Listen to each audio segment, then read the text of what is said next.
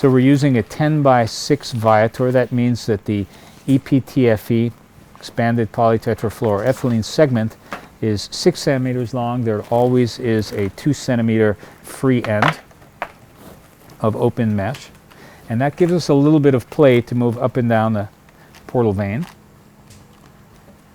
If we need to cheat a little bit, I'll leave a little bit of bare stent in the tract because it's rare to have a stenosis develop there, excepting Budd-Chiari patients. So here's our stent graft. This one has the fluoroethylene polymer membrane around the middle, sort of the belly band that will allow it to come out and keep a narrower, constrained diameter, which allows us the option to finally create shunts that will potentially be smaller, to create the smallest shunt possible for that patient, but be able to come back and expand it in the future. So very important to remove the inner member and not to remove that sleeve. If you remove that sleeve, you have a very nice key fob, but the device can't be used.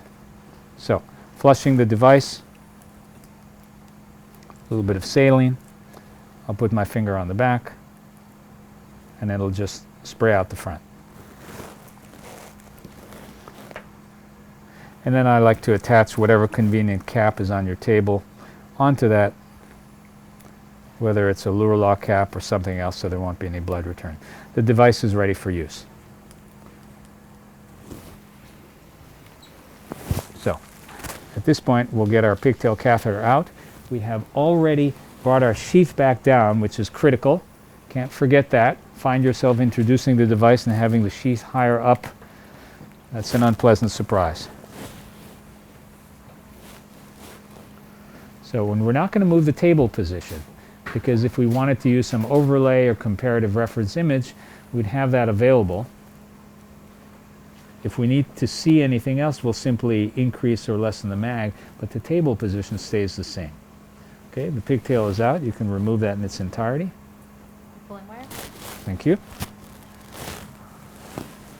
And now we'll take the endograft.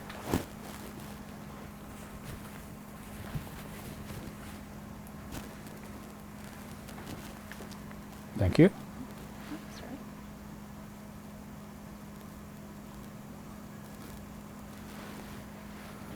Bare metal end at the front, 2 centimeters, trailing 6 centimeters of stent graft, a black marker band that corresponds reasonably well to how far you need to introduce this so it won't inadvertently begin to open short of the valves of the sheath, which means that it can't be introduced into the sheath and into the patient. So there have been situations where people have had trouble introducing the device.